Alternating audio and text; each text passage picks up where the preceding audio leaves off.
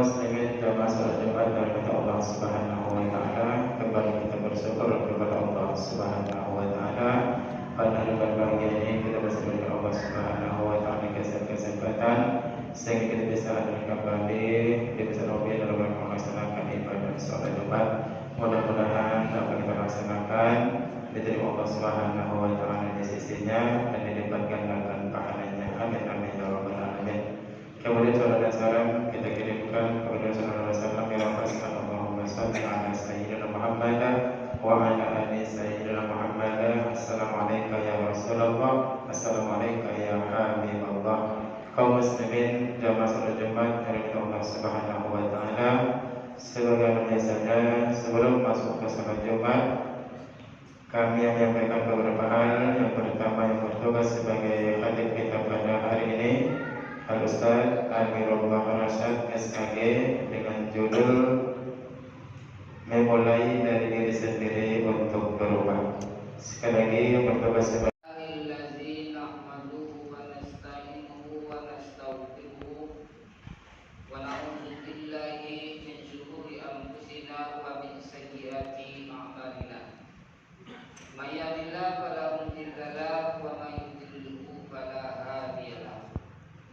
Asyhadu an la ilaha illallah wahdahu la syarika lah wa asyhadu anna Muhammadan abduhu wa rasuluhu la nabiyya ba'da. Allahumma salli wa sallim ala hadzal nabiyil karim Muhammadin wa ala alihi wa sahbihi wa man tabi'ahum bi ihsan ila yaumiddin. Amma ba'du fa ya ikhwani rahimahumullah. Usikum wa nafsihi bitaqwallah wa ta'atihi faqad faza al-muttaqun. Wa qala Allah ta'ala fi kitabihil karim, a'udzu billahi minasy syaithanir rajim. Bismillahirrahmanirrahim. Ya ayyuhalladzina amanu taqullaha wa qulu qawlan sadida yuslih lakum a'malakum wa yaghfir lakum dzunubakum. Wa may yuti'illaha wa rasulahu faqad faza fawzan 'azima. Wa qala aidan inna Allaha la yughayyiru ma biqaumin hatta yughayyiru ma bi anfusihim. Sadaqallahul azim. Bapak-bapak, saudara-saudara kaum muslimin sidang Jumat rahimahumullah.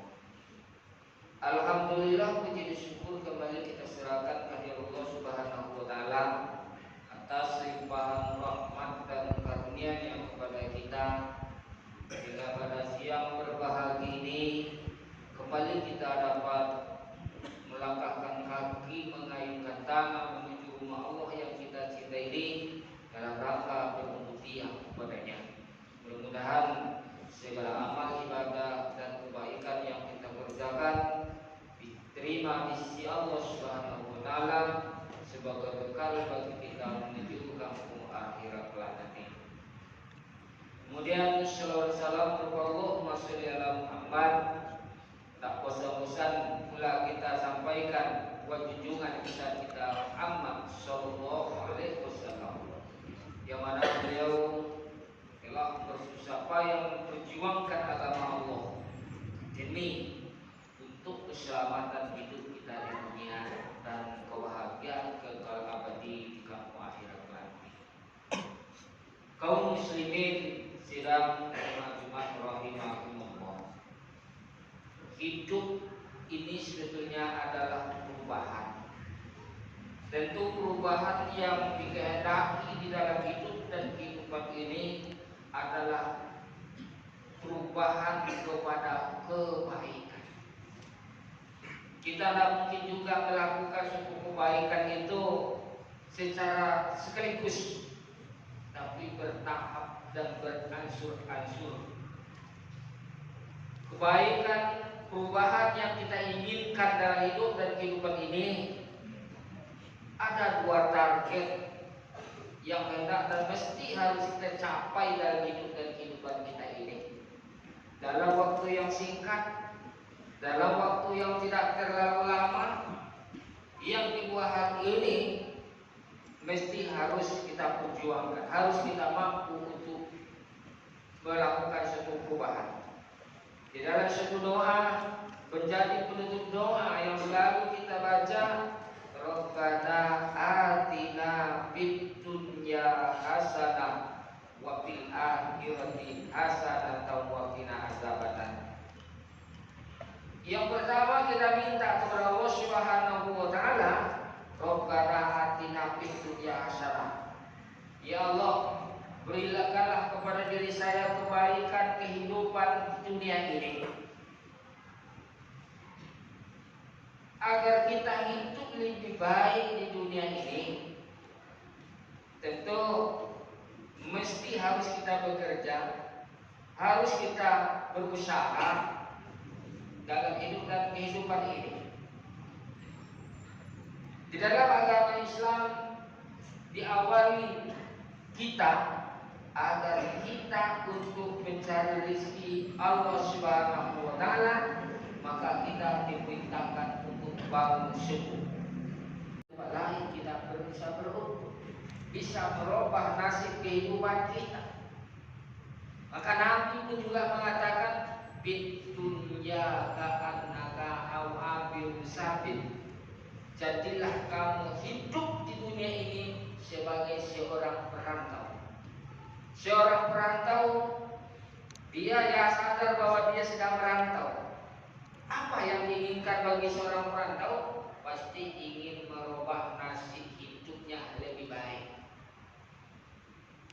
Alangkah ruginya pergi merantau tapi kehidupannya tidak berubah, bahkan menjadi buruk.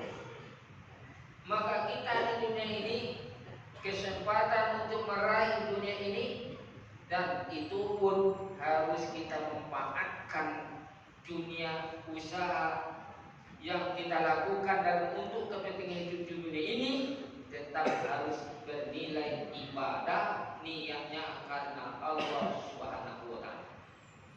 Namun kalau masih belum kita bisa berubah, nasib kita mungkin ya biasa-biasa saja, belum memenuhi keinginan kita. Namun yang perlu kita ingat, kalaupun kita belum mampu mencapai kehidupan yang sempurna, yang baik dari hidup dan kehidupan dunia ini, cuma sifatnya sementara. Dan apapun yang kita kumpulkan, apapun yang kita buat di dalam hidup di dunia ini, tak akan kita bawa untuk menghadapi kematian. Maka ayat yang kedua, Rabbana atina fid dunya hasanah wa fil akhirati hasanah wa qina azabannar. Ya Allah, berikan juga kepada kami, ya Allah, kehidupan yang baik dengan kehidupan akhirat. Nah, kalau kita mau baik dunia kita, mau baik akhirat kita, ternyata tergantung kepada kita. Apakah kita mampu atau tidak? Tapi yang jelas untuk akhirat,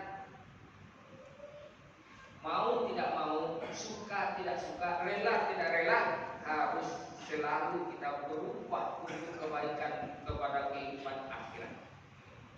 Kalau di dunia ini tidak mampu berubah hidup kita biasa-biasa saja, karena kita yakin besok di hari akhirat itu adalah kehidupan yang kekal abadi, dan semua kesenangan dan kebutuhan kita itu dipenuhi dan dicukupkan oleh Allah Subhanahu wa taala. Makanya Allah Subhanahu wa taala menjatuhkan atau memberikan nikmatnya ke dunia ini hanya satu, bisa memenuhi seluruh alam.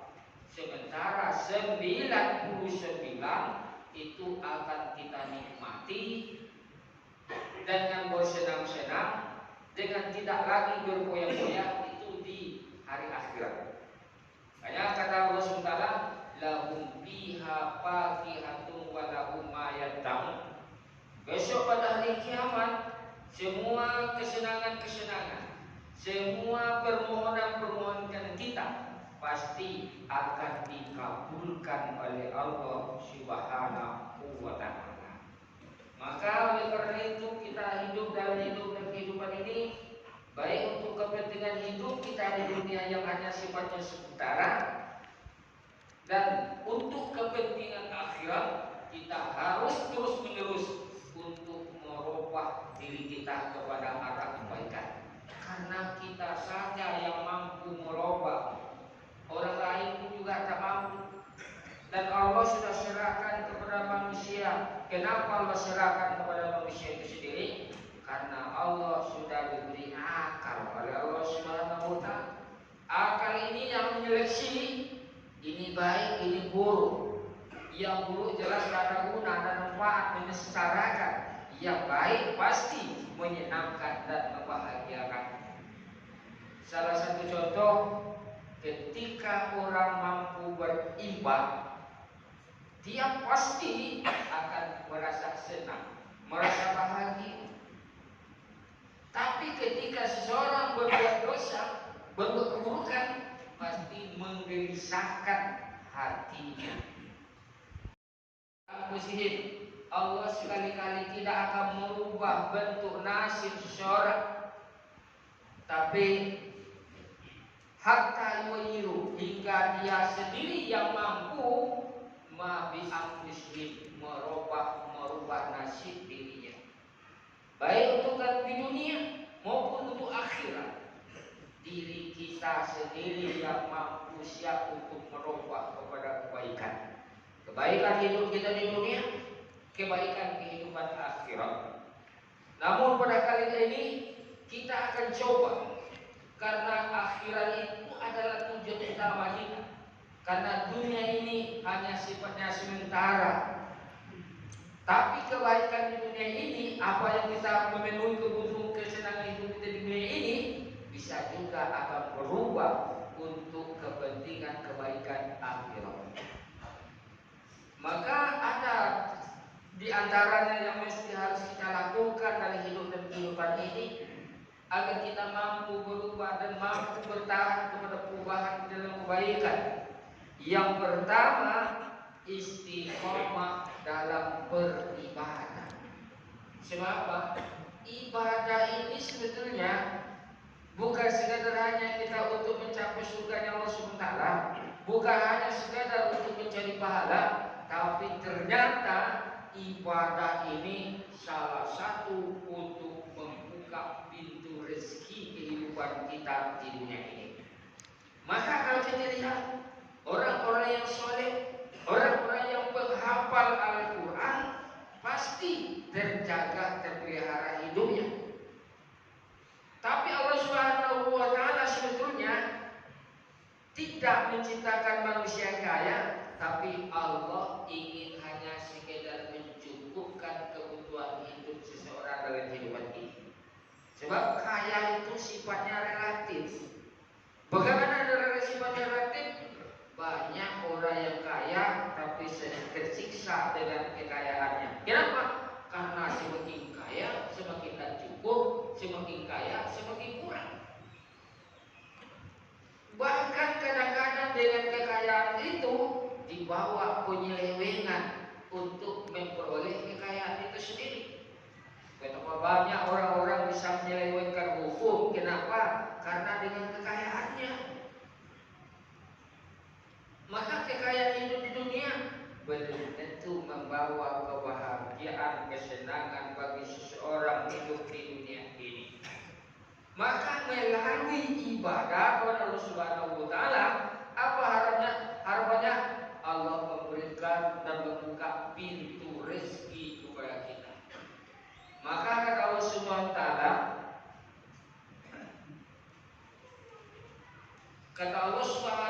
Ta'ala, barang siapa yang istiqomah untuk melaksanakan kebaikan, apa kata Allah Subhanahu wa Ta'ala nanti?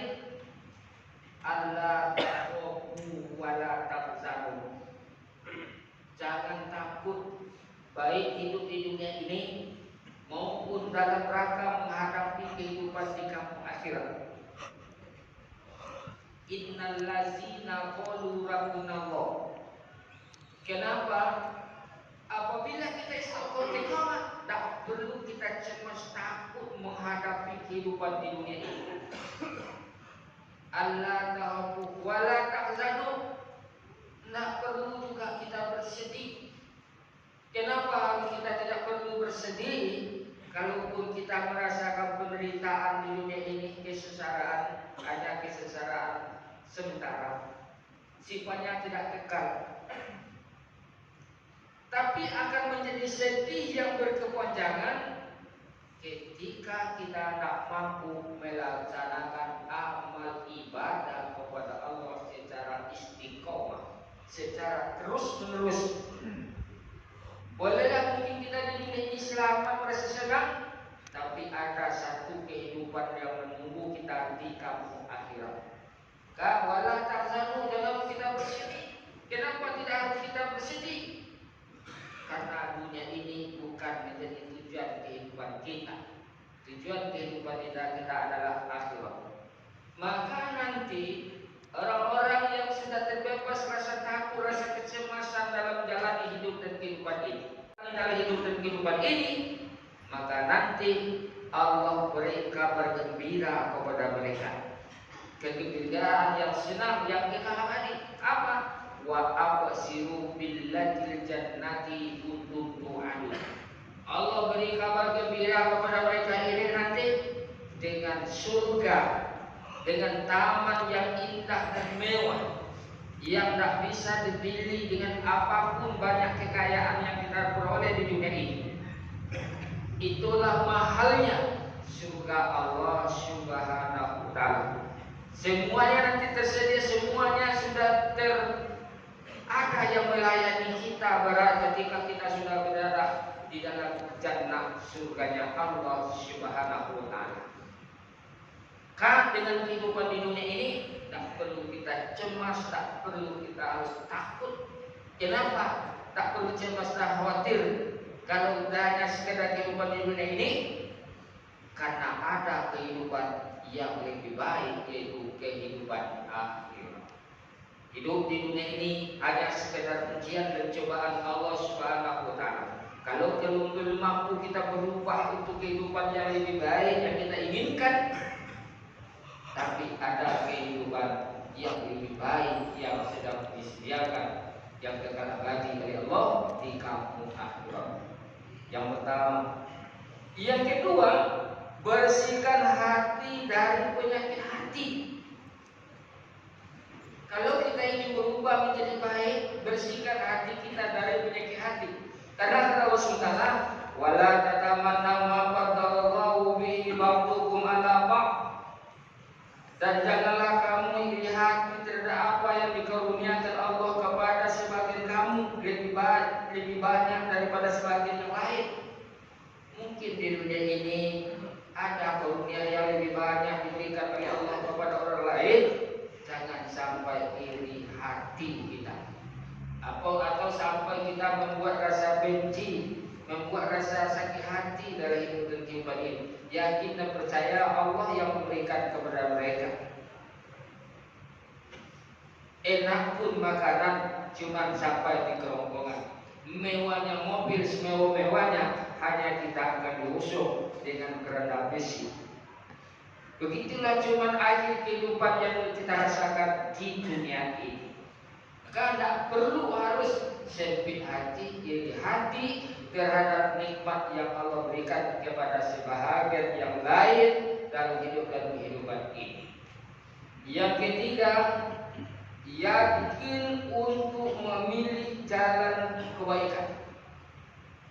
Bahwa jalan yang kita pilih, jalan kebenaran, jalan kebaikan, yakin kita bahwa itu adalah pilihan yang terbaik buat kita.